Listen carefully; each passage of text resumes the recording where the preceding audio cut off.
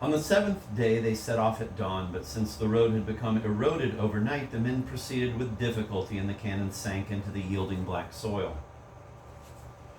On the way, they had to attack Whistling Wench Hill. At the command "Charge," the front rows valiantly rushed ahead, but the 10 soldiers did not follow them. And since the features of their faces had merely been outlined in haste, and that not so very distinctly, it seemed from a distance that the soldiers were smiling ironically, and there was only one step from irony to sedition. "Cowards," Wartbeard muttered through his teeth, but was embarrassed to say it aloud and was forced to retreat from the hill with losses. They went in a roundabout way, but here they encountered a swamp, the existence of which no one had suspected. Wartbeard looked at the map of the common. It was all plowland and wet meadows and some small shrubs, and also stones, but no swamp, and that was that. "There's no swamp here. It's all lies. March on, you bastards," Wartbeard commanded, and he climbed onto a hummock to closely observe the crossing. His men got into the mire and immediately drowned all their artillery. They themselves managed to climb out, covered all over with mud. Wartbeard too got all muddy, but he could not worry about that. He looked at the lost artillery and saw his cannons half sunk, their muzzles turned up to the sky as if threatening to shoot at it, and he began to lament and grieve. "So many years of amassing, cherishing, caring," he complained. "What am I going to do now? How will I govern without cannons?" The army was utterly demoralized. When they got out of the mire, before their eyes again was a vast plain, and again without any sign of habitation. In places there were human bones lying about and some bricks piled high. There was every evidence that once a very strong and original civilization had existed here. Later it turned out that the former mayor Urus Kugush Kildabayev, being in a drunken state, had taken the civilization for a rebellion and destroyed it. But many years had passed since then, and not a single mayor had bothered to restore it. Some strange shadows flitted across the field, mysterious sounds reached one's ear.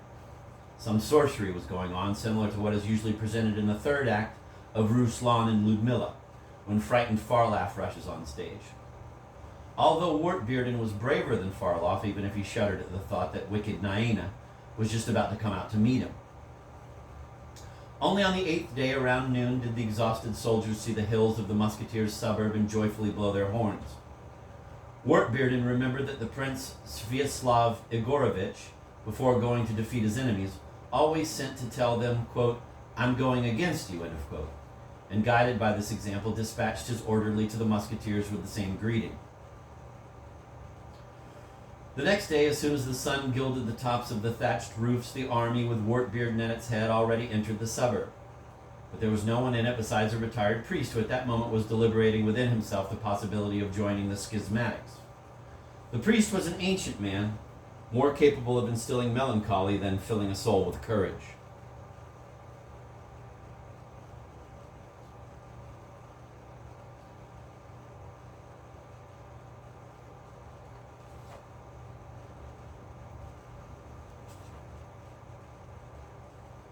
"Where are the inhabitants?" Wartbeard asked, flashing his eyes at the priest.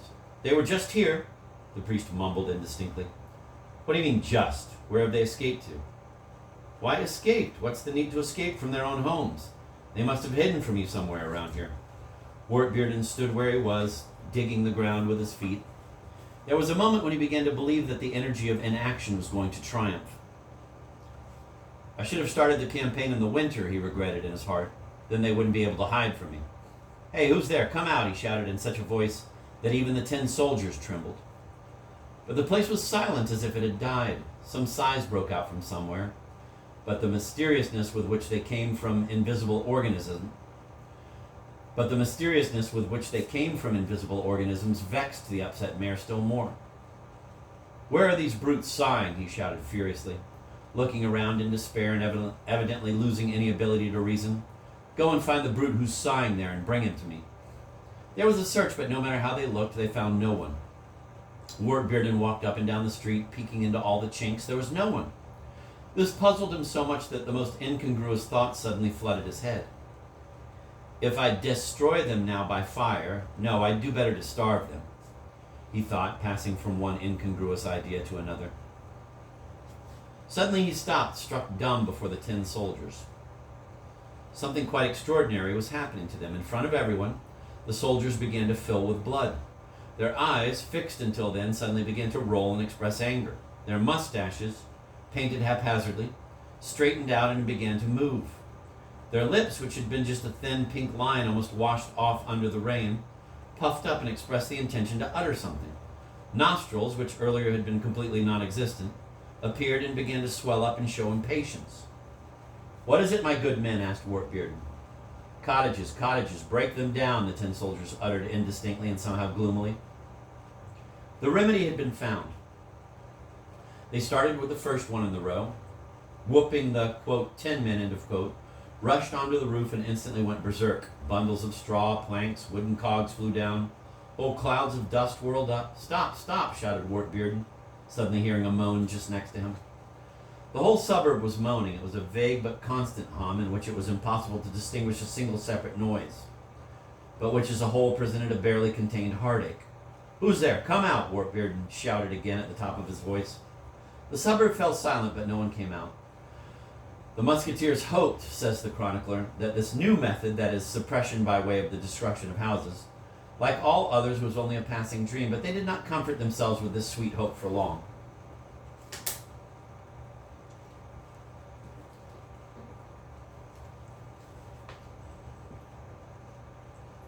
"Keep going," Wartbearden said firmly. There was crash and smash. One by one the beams were broken from the frame, and as they fell to the ground, the moaning grew more and more. After several minutes, the end cottage ceased to exist, and the 10 men, with still greater cruelty, were already attacking the second one. But when, after a short break, the hiding inhabitants again heard the sounds of an axe continuing its deed of destruction, their hearts wavered. They crept out all at once, old and young, male and female, and their hands raised to the sky, fell on their knees in the middle of the square. Wartbearden, though carried away at first, recalled the words of the instruction, quote, "While suppressing, care not so much about destroying as about correcting," and grew quiet.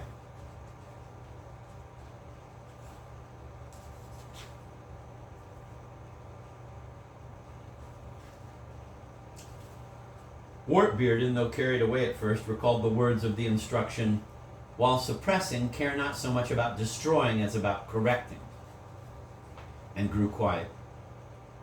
He realized that his hour of triumph had already come, and it would be the more complete if, in the final end, there were no bloodied noses or dislodged cheekbones. "Do you accept mustard?" he asked distinctly, trying as well as he could to remove the menacing notes from his voice. The crowd silently bowed to the ground. "Do you accept it or not? I'm asking you," he repeated, already beginning to seethe. We do, the crowd droned softly as if sighing. "Very well, now tell me, which of you insulted the memory of my dearest mother in verses?" The musketeers faltered. They did not think it right to betray the one who in a bitter moment of their life had comforted them. However, after a moment's hesitation, they decided to fulfill this request of the superior as well. "Come out, Fedka, nothing to be done. Come out," voices said in the crowd.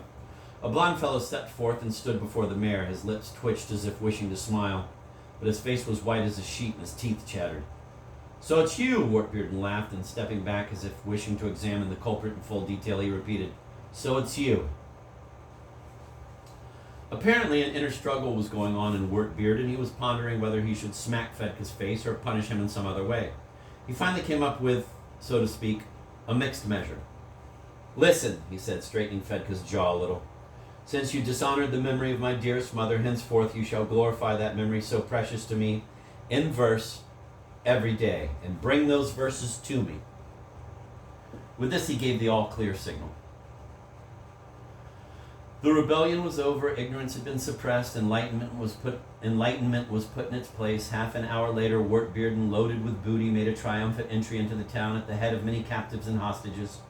Since among them were some officers and other persons of the first three ranks, he ordered that they should be treated gently, having had their eyes put out just to be sure, and all the rest be sent to hard labor. That same evening, having shut himself in his office, Wartbearden made the following note in his diary. "On the 17th of this September, after a difficult but glorious 9-day campaign, a most joyful and desirable event took place. Mustard has been established everywhere and forever without shedding a single drop of blood. Except," the chronicler adds with irony, for the blood spilled by the gate of the dung settlement, in memory of which to this day we celebrate a feast with rollicking dancing. It may very well be that much of what I have recounted above will seem far too fantastic to the reader. What need had Wartbearden to undertake a 9-day campaign if the musketeers' suburb was close at hand and he could reach it in half an hour? How could he get lost on the town common, which he, being the mayor, should have known very well? Can we believe the story about the 10 soldiers who supposedly not only marched, but in the end even filled with blood? Realizing the importance of these questions, the publisher of this chronicle thinks it possible to give the following reply. The history of Foolsburg, first of all, portrays a world of miracles which we can reject only if we reject the existence of miracles in general. But that is not all. There are miracles in which, on close inspection, one can notice a very vivid, real basis. We all know the tales about Baba Yaga of the bone leg who moved around in a mortar, driving it with a broom. We consider her way of traveling a miracle created by popular fantasy, but no one asks why popular fantasy produced precisely this and not some other fruit. If the explorers of our past paid due attention to this subject, one could be certain beforehand that many things would be discovered that until now had been shrouded in mystery. Thus, for instance, it would be discovered that the origin of this legend is purely administrative, that Baba Yaga is none other than a mayoress, or perhaps a lady governor who, to evoke a saving fear in the townsfolk, traveled around the country of her jurisdiction in precisely that manner, and that she captured the Ivanushkas she met on her way, and, returning home, cried, quote, "I'll roll about and I'll loll about, having had my fill of Ivanushka's sweet flesh," end of quote. It seems this is quite sufficient to persuade the reader that the chronicler treads ground that is far from fantastic, and that everything he has told about Wartbearden's campaigns can be taken as a reliable document. Of course, at first sight it might appear strange that Wartbearden spent 9 days in a row circling the common, but we should not forget that first he had no need to hurry, since it was predictable beforehand that his undertaking would end with success in any case, and second, any administrator willingly resorts to maneuvering in order to impress the townsfolk. If it were possible to imagine so-called bodily correction without the rites that precede it, such as removal of clothing, admonishment by the person who does the correcting, and soliciting forgiveness on the part of the person being corrected, what would remain of it? Merely an empty formality, the meaning of which would be clear only to the one who undergoes it. Exactly the same should be said about any campaign, whether it is undertaken with the purpose of subduing kingdoms or simply exacting arrears. Take, quote, maneuvering, quote, away, and what will remain? There is certainly no doubt that Wartbearden could have avoided many very serious mistakes. For instance, the episode which the chronicler calls, quote, born blind, end of quote, is really bad. But let us not forget that success never comes without sacrifices, and that if we strip the carcass of history of the lies and prejudices it gets overgrown with in time, the result will always be a bigger or smaller number of, quote, the fallen, end of quote. Who are these, quote, fallen, end of quote? Were they right or wrong, and to what extent? How is it that they received the name of, quote, the fallen, end of quote? All this will be sorted out later, but they are necessary because without them there would be no one to commemorate.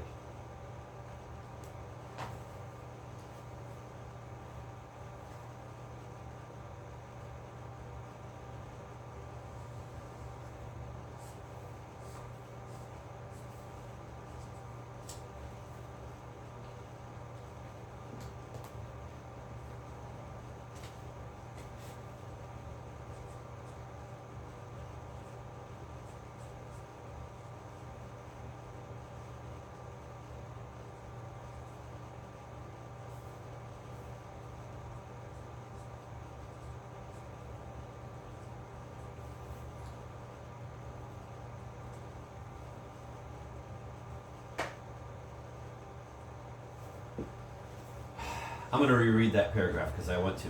There is certainly no doubt that Wartbearden could have avoided many very serious mistakes. For instance, the episode which the chronicler calls, quote, born blind, end of quote, is really bad. But let us not forget that success never comes without sacrifices, and that if we strip the carcass of history of all the lies and prejudices it gets overgrown with in time, the result will always be a bigger or smaller number of, quote, the fallen, end of quote. Who are these, quote, fallen, end of quote? Were they right or wrong, and to what extent? How is it that they received the name of, quote, the fallen, end of quote? All this will be sorted out later, but they are necessary, because without them, there would be no one to commemorate. Thus, it is only the question of the 10 soldiers that remains unanswered, but the chronicler does not leave it unclarified. Quote, we notice very often, end of quote, he says, quote, that objects which are apparently perfectly inanimate, like a stone, begin to feel a yearning as soon as they encounter a spectacle that affects their inanimateness, end of quote. And he gives the example of some neighboring landowner who had a stroke and spent 10 years immobile in an armchair. With all that, he emitted a joyful grunting when the quick rent was brought to him.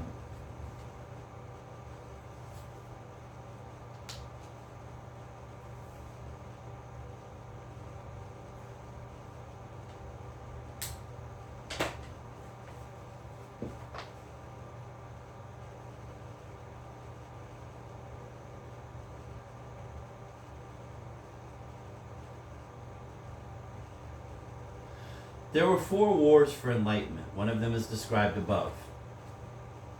Of the other 3, the first had its purpose to explain to the Foolsburgers the benefit of making stone foundations under their houses. The second emerged as the result of the refusal of the townsfolk to cultivate Persian chamomile. And the third finally was caused by the rumor that spread in Foolsburg about the establishing of an academy. Generally, it is obvious that Wartbearden was a utopian, and had he lived longer, he would have probably ended by being exiled to Siberia for freethinking, or for having set up a phalanstery in Foolsburg. There's no need to describe this series of brilliant feats in detail, but it will not hurt to point here to their general character. Wartbearden's further campaigns are marked by considerable advanced planning. He prepared material for uprisings with great care and crushed them with great speed. The most difficult campaign, caused by the rumor about establishing the academy, lasted only 2 days. The others no longer than a few hours. Usually after his morning tea, Wartbearden would sound the call. The 10 soldiers would come running, instantly filled with blood, and rush to the spot at top speed. By dinner time, Wartbearden would return home and sing a hymn of thanksgiving. Thus he finally achieved that in a few years there was not a single Foolsburger left who could point to a place on his body that had not been flogged.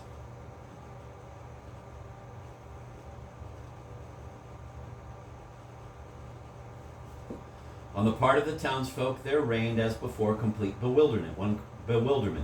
One can see from the stories of the chronicler that they would have been glad not to rebel, but could not organize it, simply because they did not know what rebellion consists in. Indeed, Wartbearden very cleverly got them ensnared. Usually he did not explain anything properly, but made his wishes known by means of leaflets that secretly, during the night, were glued onto the corner houses of all the streets.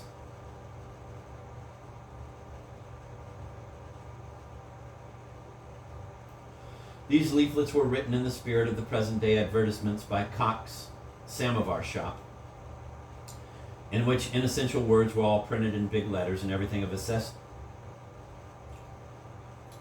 These leaflets were written in the spirit of the present-day advertisements by Koch's samovar shop, in which inessential words were all printed in big letters and everything of essence was presented in the smallest type. Besides, the use of Latin names was permitted. So, for instance, Persian chamomile was called not Persian chamomile, but, quote, Pyrethrum roseum, end of quote, or else, quote, salivant, end of quote, belonging to the family of, quote, compositas, end of quote, etc. The result of it was that the literate fellows entrusted with reading the leaflets aloud read only the words written in capital letters, indistinctly mumbling all the rest. As, for example, see the leaflet about Persian chamomile. It is known to all what devastation is produced by bedbugs, fleas, etc. Finally found. Enterprising people have brought from the Far East, etc. Of all these words, people grasped only known to all and finally found. And when the readers shouted these words, men took up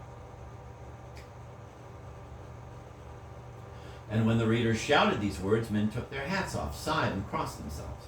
Clearly this was no rebellion, but rather the carrying out of the authorities' requirements. The people were driven to sign. What other ideal could anyone demand? And so the whole thing was a misunderstanding, and this is all the more plausible since even to this day the Foolsburgers are unable to explain the meaning of the word academy.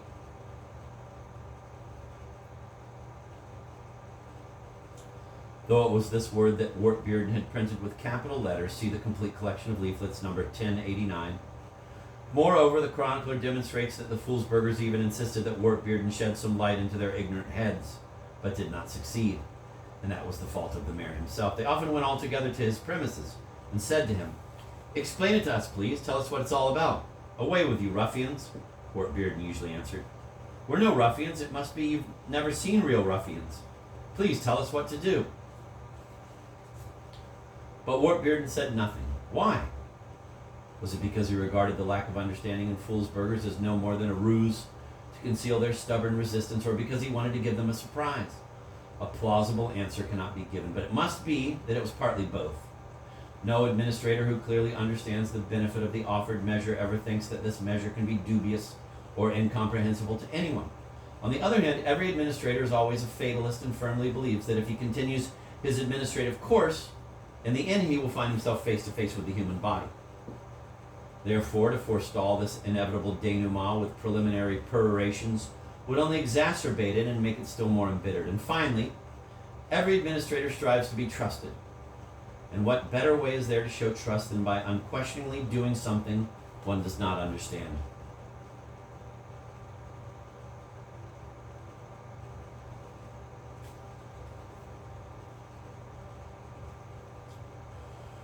Be that as it may, the Foolsburgers always learned the object of the campaign only once it was over. However brilliant the results obtained by Wartbeard seemed, in effect they were far from beneficial. True, obduracy was destroyed, but at the same time contentment was also destroyed. The townsfolk hung their heads, and as if withered, they went out to work in the fields unwillingly,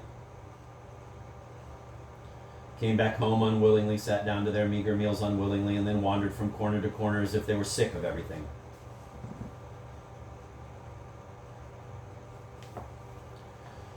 To crown it all, they cultivated mustard and Persian chamomile in such quantities that the price of these products fell incredibly low. An economic crisis ensued, and there was no Molinari or Bezobrazov to explain to the Foolsburgers that that was in fact true prosperity. Not only did they not receive precious metals and furs in exchange for their produce, but they did not have enough to buy bread. Even so, things went on somehow till 1790. From full rations, the inhabitants passed to half rations, but did not fall behind with taxes, and even showed some taste for enlightenment. In 1790, they took their produce to all the big markets, but no one bought anything. Everyone felt sorry for the bedbugs. Then the Foolsburgers passed on to a quarter ration and withheld their taxes. Just then, as if for the fun of it, the revolution broke out in France, and everyone clearly realized that enlightenment is good only when it has an unenlightened nature.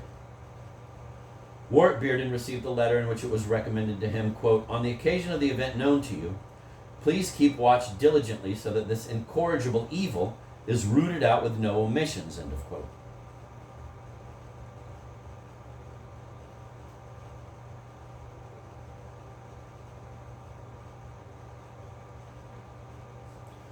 Only then did Wartbeard suddenly realize that he had been progressing much too quickly and not at all in the right direction. Having begun to collect taxes, he was astonished and indignant to discover that the yards and barns were empty, and if there was an occasional chicken somewhere, it was skinny and undernourished. But as usual, he judged this fact not in a direct way, but from his own original point of view, meaning that he saw in it a rebellion, caused this time not by ignorance, but by an excess of enlightenment. "Ah, now it's the free spirit. You've grown fat," he shouted beside himself. "You're aping the French." And so a new series of campaigns began, this time against enlightenment. In the first campaign, Wartbeard burned down the dung settlement. In the second, he devastated the naughties. In the third, he wiped out the swamp. Still, the taxes were withheld. The moment was coming when he would be left alone with his secretary among the ruins, and he was actively preparing for this moment. But Providence did not allow it to happen. By 1798, all the inflammable materials for burning down the whole town had been collected when Wartbeard suddenly passed away. Quote, "He scattered everybody," end of quote, says the chronicler on the occasion. Quote, so that there were even no priests left to perform the last rites, and a local police captain had to be invited to certify the departure of his rebellious spirit," end of quote.